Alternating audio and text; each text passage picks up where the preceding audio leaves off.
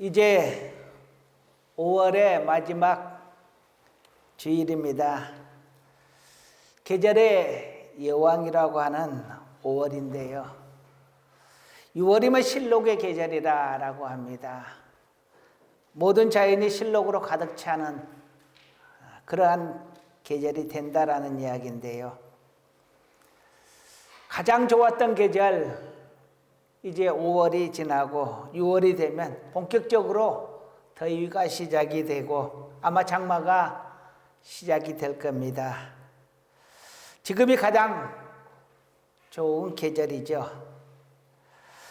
요즘은 참 가축들을 키우기에도 참 좋습니다. 모든 풀들이 연하고 풍성해서 시골에서 가축을 키워본 사람은 아마 요즘 같은 좋은 계절이 없을 겁니다. 오늘은 염소 이야기를 좀 해보려고 합니다. 요즘에 염소를 키우기에도 참 좋은 계절이죠. 어디를 풀어놔도 먹을거리가 가득한 계절입니다. 그런데 염소는 참 말을 안 듣는 동물입니다. 염소는 말 안 듣는 동물에 비유를 하고 말 잘 듣는 동물은 양에 비유를 합니다. 염소는 성격이 참 고약합니다. 그래서 그런지 오줌도 독합니다. 냄새도 독하고 심지어 염소 오줌을 누운 곳에는 풀도 안 자란다는 말도 있습니다. 그리고 고기가 냄새가 많이 나서요. 누린내가 너무 강해서 특별한 조치를 하지 않으면 염소 고기를 먹기가 참 곤란합니다. 그래서 염소를 잡을 때 갖가지 조치들을 하죠. 이 누린내를 잡기 위해서요. 꼭 높은 곳에 올라가서 사람들의 마음을 또 조마조마하게 만듭니다. 가끔 여러분들께서 요즘은 하도 인터넷도 방송도 많이 발달을 해서 절벽 위에 이렇게 매달려서 소금을 따먹는다고 매달려 있는 그런 염소 보셨지요? 염소는 원래 높은데 이렇게 올라가는 것을 좋아하고 또 그런 재주가 있나 봐요. 돌산 같은 데 염소가 엄청 활발하게 활동을 합니다. 좀처럼 다른 동물들은 참 위험하게 이렇게 걷는 것 자체도 위험하고 활동하는 것이 위험한데 염소는 왜 그렇게 날랜지 모르겠어요. 그런 모습들이 사람이 보기에는 되게 말 안 듣는 그런 모습으로 비춰지는 것 같습니다. 그리고 염소를 끌고 가려면 뒤에서 염소를 몰고 가는 것이 좋습니다. 앞에서 끌고 가면 염소는 잘 안 따라옵니다. 당나귀도 그렇죠. 앞에서 끌고 가면 잘 안 따라간다고 합니다. 뒤에서 끌고 가면 졸졸졸졸 자기가 정해진 길을 잘 가는데 앞에서 끌고 가면 앞에서 기어이 끌고 가려고 하면 도저히 힘이 들어서 포기하는 경우도 있습니다. 사람들이 고집센 사람들을 조씨, 최씨, 강씨, 정씨 이렇게 우리 정씨가 4대 고집쟁이 중에 한 명으로 들어가 있습니다. 그런데 우리 정씨의 고집은 이렇게 당나귀 고집이라고 합니다. 억지로 시키면 절대로 안 하는 고집이래요. 가만 생각해보면 그것도 좀 맞는 것 같기는 해요. 어쨌거나 이 염소의 이 고집이나 이 엉뚱한 행동들이 상당히 말 안 듣는 동물로 이렇게 비춰지고 있습니다. 오늘은 내 마음대로 하려는 이 염소의 고집에 우리의 신앙을 비춰보고 내 마음대로 신앙에 대해서 한번 생각을 해보려고 합니다. 첫 번째로 우리가 생각해 볼 것은요, 하나님을 경외하는 첫 번째 길이 바로 순종이라는 것입니다. 한번 따라 하시겠습니다. 하나님을 경외하는 첫 번째 길은 순종이다. 내 마음대로 신앙으로는 절대 복을 받을 수가 없습니다. 미가서의 내용을 보게 되면 오늘 본문과 관련되어 있는데요. 미가의 어머니는 아들을 위하여 신상을 만듭니다. 은으로 신상을 만들어요. 우상을 만들었다라는 이야기입니다.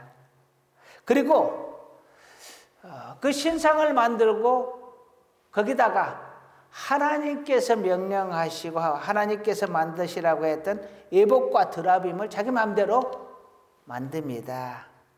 이것은 하나님의 신물이고 하나님께서 명령하여 만들었고 출애굽 당시에 이것으로 하나님을 섬기고 판결을 하도록 그렇게 했었습니다. 그런데 그것을 마음대로 만들어버린 것입니다. 그리고 거기다가 자기 마음대로 제사장을 세워버립니다. 이제 에봇과 드라빔까지 있었고 신상까지 있었으니까 하나님을 섬길 제사장만 있으면 된다라고 생각을 했습니다. 그래서 이 미가의 어머니가 생각해낸 것이 자기의 아들 중에 한 명을 선발을 해서 너가 제사장 해 해서 그 아들이 하나님을 섬기는 제사장 역할을 합니다. 그러다가 이후에 베들레헴에서 나와서 떠돌이 생활을 하는 자기가 살 거처를 찾고 있는 레위인 한 청년을 만나게 됩니다. 그러자 그 청년에게 내가 너를 월급을 줄 테니까 너가 여기서 일해라. 그래서 이 레위인이 미가의 집에 제사장으로 고용이 되게 됩니다. 그리고 이 미가의 어머니와 미가는 이렇게 생각을 합니다. 이제 하나님을 대신할 신상도 만들었고 하나님의 신물인 에봇과 드라빔도 만들었고 그리고 하나님을 섬기는 제사장도 세웠으니 이제 드디어 내가 복을 받으리라 생각을 합니다. 오늘 13절의 말씀을 함께 읽어보겠습니다. 이에 미가가 이르되 레인이 내 제사장이 되었으니 이제 여호와께서 내게 복 주실 줄을 아노라 하니라. 아멘. 이제 내가 하나님께 복 받을 모든 조건이 갖추어졌다. 자신만만하게 말씀을 하고 있습니다. 미가는 분명하게 말을 합니다. 이제 내가 복을 받으리라. 이제 내가 복을 반드시 받을 것이다. 하나님이 이제 내게 복을 주실 것이다. 그러나 저는 절대 복을 받지 못한다라고 말을 합니다. 왜냐하면 자기가 복 받겠다고 하나님의 말씀을 정면으로 거역을 했기 때문에 그렇습니다.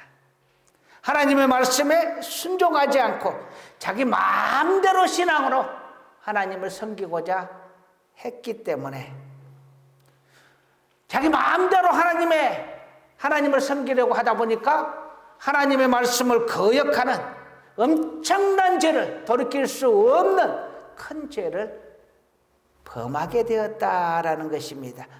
그러고서야 어떻게 하나님에게 복 받기를 기대할 수 있겠는가 하는 것입니다. 미가는 이제야 내가 하나님께 복을 받겠다라고 말을 하지만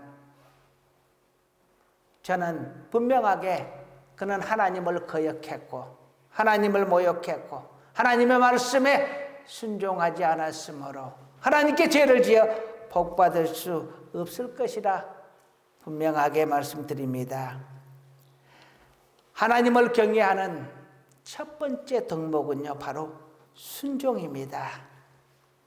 예수님께서 십자가를 지시기 전에 겟세마네 동산에서 기도하면서 할 수 있거든 이 잔이 내게서 지나가게 해달라고 합니다. 그리고 마지막에 하지만 나의 뜻대로 마시고 아버지의 뜻대로 하옵소서. 아버지의 뜻이 먼저입니다.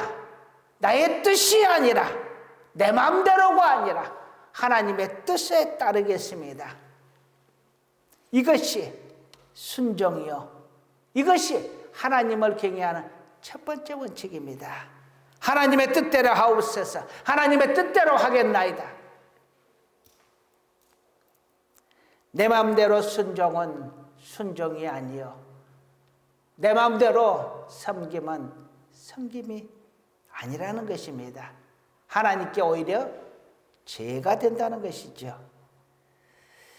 예수님은 제자들에게 말을 합니다. 주여 주여 하는 자마다 다 천국에 들어갈 것이 아니요, 하나님의 뜻대로 행하는 자라야 들어가리라. 할렐루야.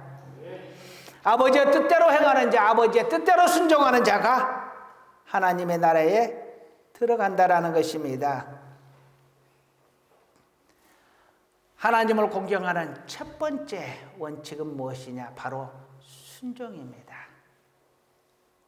그리고 하나님께서 우리에게 10개의 계명, 10계명을 주셨습니다. 4개의 계명은 하나님을 위한 계명이요, 나머지 6개의 계명은 사람을 위한 계명이었습니다.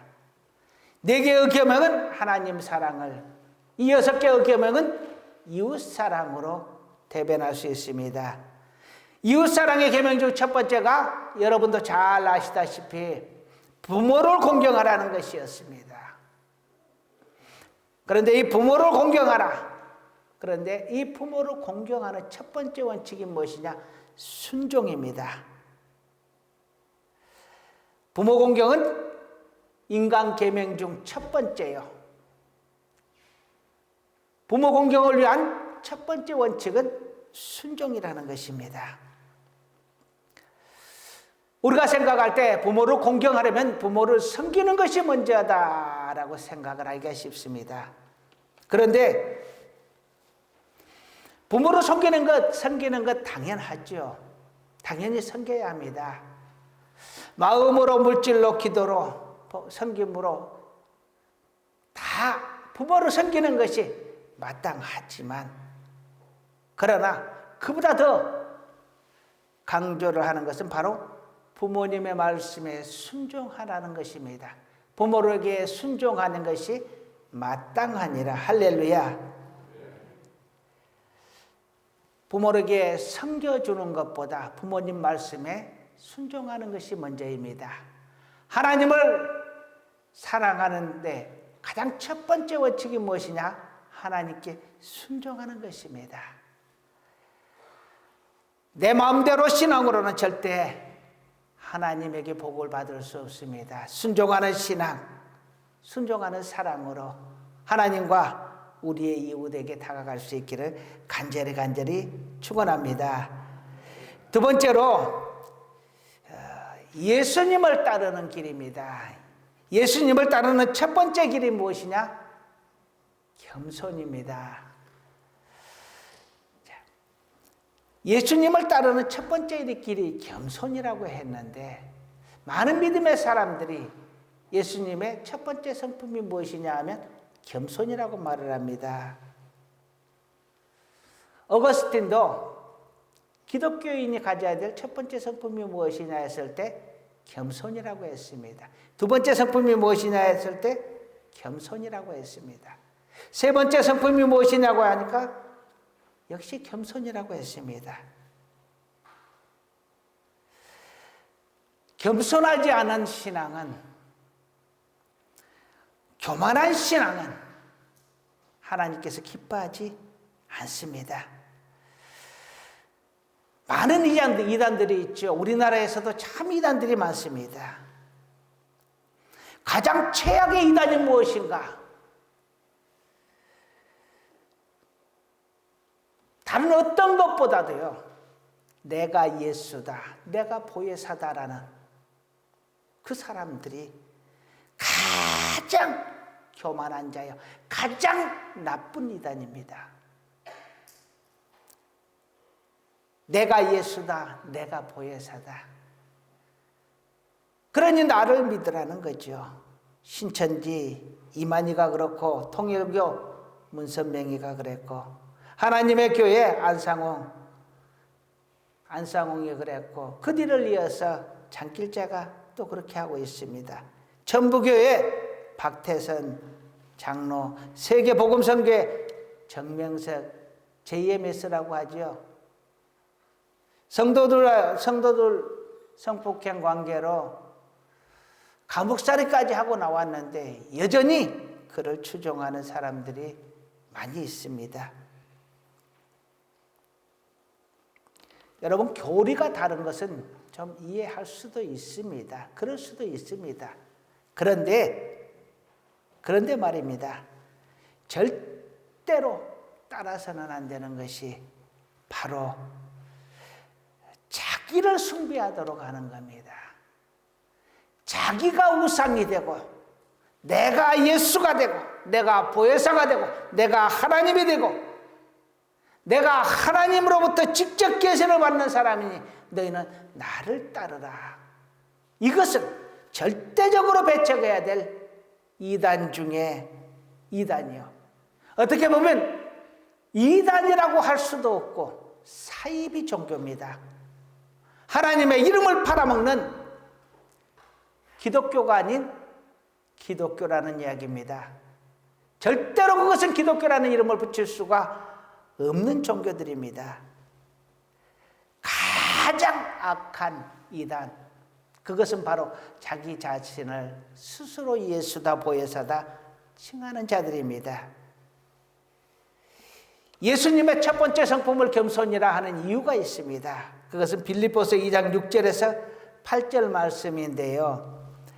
제가 읽어드리겠습니다. 그는 근본 하나님의 본체시나 하나님과 동등됨을 취할 것으로 여기지 아니하시고 오히려 자기를 비워 종의 형체를 가지사 사람들과 같이 되셨고 사람의 모양으로 나타나사 자기를 낮추시고 죽기까지 복종하셨으니 곧 십자가에 죽으심이라. 아멘. 예수님의 최고의 겸손이 무엇이냐? 사람이 되신 것이라고 합니다. 그리고 나아가서 죄 없이 십자가를 지고 죽으신 것이라고 합니다. 그러니까 예수님의 겸손은 성육신 그리고 십자가를 통해서 우리에게 증명해 주셨다라는 것입니다. 예수님의 성품이 바로 겸손이라는 거예요. 그래서 기독교인에게 꼭 있어야 될 성품이 무엇이냐? 겸손이라고 말을 합니다. 우리 주님의 성품을 닮아 겸손한 자 되기를 간절히 축원합니다. 예수님의 제자들에게 예수님은 너희는 섬기는 자가 되라, 종이 되라 명령을 합니다. 예수님께서 십자가를 지기 위하여 예루살렘으로 올라가던 길에서 제자들은 서로 자리다툼을 하고 제자들 중 한 어머니는 와서 자기 아들을 예루살렘에 가서 주님이 왕이 되면 한 사람은 우편에 한 사람은 좌편에 앉게 해달라. 최고의 자리를 청탁을 합니다. 예수님께서 십자가를 지시러 가는 길에서 예수님은 그것을 알고 미리 내가 예루살렘에 가면 잡혀 죽을 것이다 라고 미리 세 번이나 이야기를 하는데 그들은 예수님의 말에는 전혀 반응하지 않고 오히려 예수님이 왕 되면 누가 높은 자리에 갈 것이냐를 갖고 다투는 것입니다. 그리고 한 어머니는 청탁을 넣습니다. 이런 그들에게 예수님이 말씀하신 말입니다. 너희 중에 높아지고자 하는 자는 섬기는 자가 되라. 너희 중에 최고가 되고자 하는 자는 종이 되라. 할렐루야. 그러면서 예수님은 말씀합니다. 나는 너희의 대속물이 되기 위하여 왔다라고요. 가장 낮아지고 범죄자로까지 낮아져서 십자가에 달리기 위하여 내가 왔노라 말씀하고 계시는 것입니다. 그리고 마지막 날에 예수님은 제자들의 발을 일일이 씻어줍니다. 물을 떠다 놓고 허리춤에 수건을 꽂아 놓고 제자들의 발을 하나씩 하나씩 씻어줍니다. 그리고 자신의 무릎 위에 발을 올려놓고 그 발을 닦아줍니다. 이것은 종들 중에서도 가장 낮은 종이 하는 일입니다. 그러면서 예수님께서 제자들에게 말합니다. 내가 선생이 되어 너의 발을 씻겨 주었으니까 너희도 서로 그렇게 하라. 할렐루야. 낮아지는 우리 주님의 겸손을 닮아 우리도 낮아지려고 애쓰는 자 될 수 있기를 간절히 축원합니다. 세 번째로는요, 사랑을 뺀 기독교는 존재하지 않는다라는 것입니다. 사랑을 뺀 기독교는 생각할 수도 없고 존재할 수도 없습니다. 사도 요한은 하나님은 사랑이다라고 정의를 합니다. 사랑하지 아니하는 자는 하나님을 알지 못하는 자다. 하나님은 사랑이시기 때문이다라고 말씀을 합니다. 사랑하지 아니하는 자는 하나님을 알지 못한다. 우리는 하나님의 자녀, 하나님의 백성, 하나님을 믿는 성도입니다. 하나님의 사랑을 알지 못하면 우리는 성도라 할 수 없고, 하나님께서 우리에게 명령하신 그 사랑을 무시하고 배척하면 그 또한 성도라 하기가 어렵습니다. 왜냐하면 하나님은 사랑이시고 하나님의 사랑의 결정체는 바로 예수 그리스도이시기 때문입니다. 하나님의 사랑은 어떤 사랑이냐? 하나밖에 없는 아들을 십자가에 내어놓으시는 사랑이었습니다. 하나밖에 없는 아들을 죽음의 길에 내어놓고 그 아들의 생명으로 사람의 죄를 대신하도록 하셨습니다. 원수까지도 사랑하시는 하나님이셨습니다. 사람은 하나님으로부터 창조를 받았지만 하나님을 떠나서 하나님을 거부하고 하나님을 배신하고 심지어는 제자들까지 하나님이신 예수를 팔아먹는 그런 배신자가 바로 사람의 모습입니다. 그런 사람을 위하여 자신의 생명을 내어놓으셨고 아들의 생명을 내어놓으셨습니다. 그것이 바로 하나님의 사랑입니다. 그리고 기껏까지 우리를 기다려주셔서 우리가 구원 얻기를 바라십니다. 예수님은 승천의 길에서 제자들에게 땅끝까지 이르러 내 증인이 되라, 복음을 전하라 라고 이야기합니다. 모든 민족을 제자로 삼아서 아버지와 아들과 성령의 이름으로 세례를 베풀고 내가 너희에게 분부한 모든 것을 가르쳐 지키게 해라 라고 복음 전파의 사명을 말씀을 하십니다. 땅끝까지 가서 내 증인이 되라, 복음 전파의 사명을 주십니다.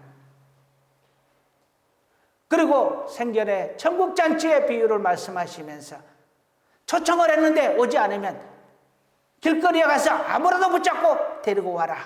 이 사람 저 사람 모두 데려와서 그 천국잔치에 참여를 시켜라 말씀을 합니다. 오직 구원을 위하여 생명을 내어놓으시니가 천국잔치에 더 많은 사람들이 들어오기를 바라는 것은 당연한 이치입니다.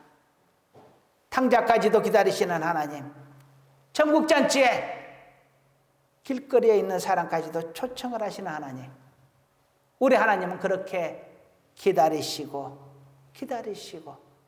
우리가 구원받기를 간절히 소원하시는 분입니다. 하나님께서 하루속히 이 땅의 모든 것들을 다 정리하고 새 하늘과 새 땅을 만드시기를 간절히 원하시지만 그럼에도 불구하고 하나님은 기다리시고 또 기다리고 계십니다. 더 많은 사람들이 천국에 들어가기를 원하시기 때문에, 더 많은 사람들이 구원받기를 간절히 더 원하시기 때문에, 더 많은 사람들이 지옥불에 들어가지 않고 하나님의 나라에 가기를 너무도 간절히 원하시기 때문에 하나님은 기다리시고 또 기다리시는 것입니다. 이 하나님의 기다림은 예수님께서 십자가 사랑으로 우리에게 보여주셨습니다. 예수님은 십자가를 감당하셨는데 그 십자가는 바로 사랑의 십자가였습니다. 예수님을 따르려고 하는 많은 무리에게 예수님은 말씀을 하셨습니다. 나를 따르려거든 너희를 부인하고 너희 자기 자신을 부인하고 너희 십자가, 자기 십자가를 지고 나를 따르라. 할렐루야. 예수님께서 십자가를 지셨습니다. 그리고 우리에게 십자가를 지라 말씀합니다. 이 십자가는 주님의 소명이었습니다. 사명의 십자가였습니다.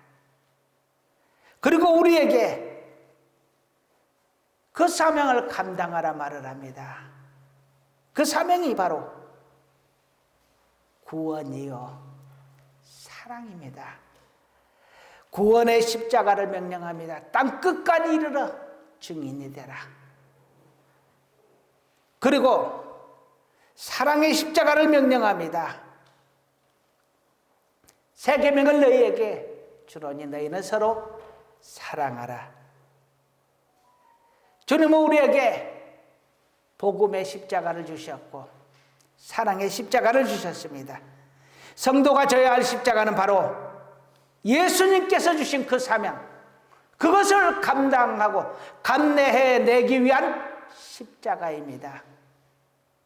복음을 전하고 사랑을 전파하는 이 주님의 십자가를 우리에게 맡겨주셨으니 우리는 부족한 모습이지만 힘이 없지만 그것들을 잘 감당해 보려고 애쓰는 하나님의 사람들이 다 되어야 할 줄로 믿습니다. 예수님은 요한복음 13장 34절에서 이렇게 말씀합니다. 새 계명을 너희에게 주노니 서로 사랑하라. 내가 너희를 사랑한 것 같이 너희도 서로 사랑하라. 할렐루야. 주님이 우리에게 맡겨주신 복음의 십자가, 사랑의 십자가 잘 감당해 보려고 애쓰고 또 애쓰는 우리 모두가 될 수 있기를 간절히 소원합니다. 이제 말씀을 마무리하려고 합니다. 사람마다 자기 고집이 있습니다. 내 마음대로 하려는 그러한 마음들이 있습니다. 그 마음들은 우리의 고집과 교만과 욕심에서 나오는 것입니다.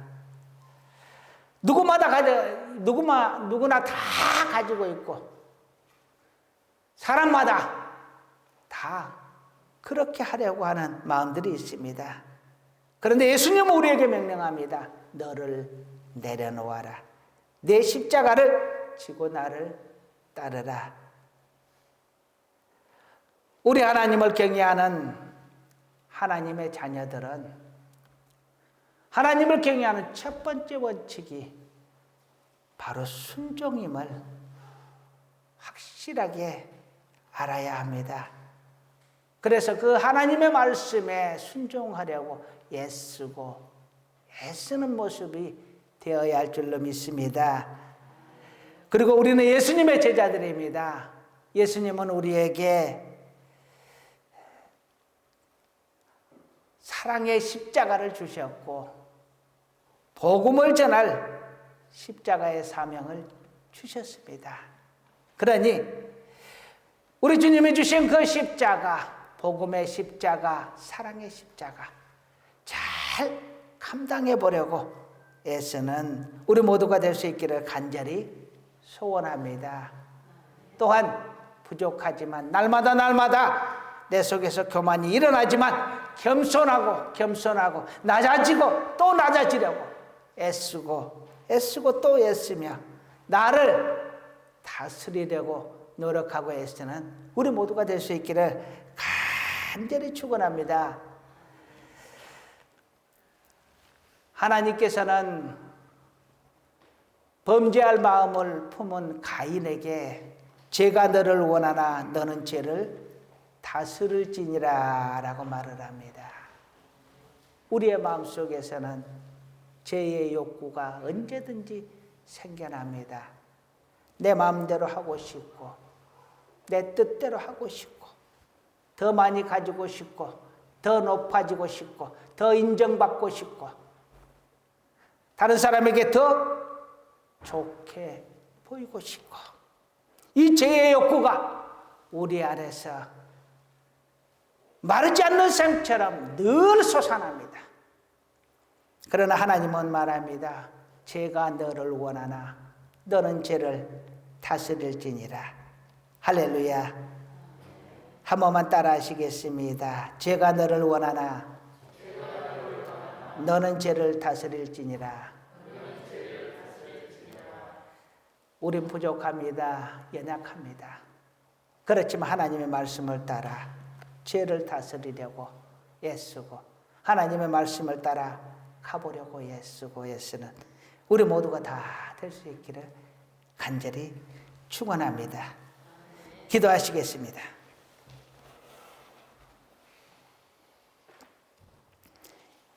하나님, 우리의 마음속에는 교만이 자리하고 있습니다. 욕심이 자리하고 있습니다. 그래서 우리 마음대로 하려 하고 내 마음대로 하고 싶은 욕망이 꿈틀거립니다. 그리고 그 욕심을 따라서 더 많은 것을, 더 좋은 것을, 더 높은 것을 바라고 그것들을 쫓아가려고 발버둥칩니다. 그러나 하나님, 우리를 내려놓게 하여 주옵소서. 겸손하게 하여 주옵소서. 하나님의 말씀에 순종하여 복음을 전파하고 더 사랑하며 살게 하여 주시옵소서. 하지만 우리는 연약하오니 우리 주의 성령님 우리 안에 오셔서 자정하시고 우리 안에서 역사하시고 우리를 다스려 주시옵소서. 예수님의 이름으로 기도드립니다. 아멘.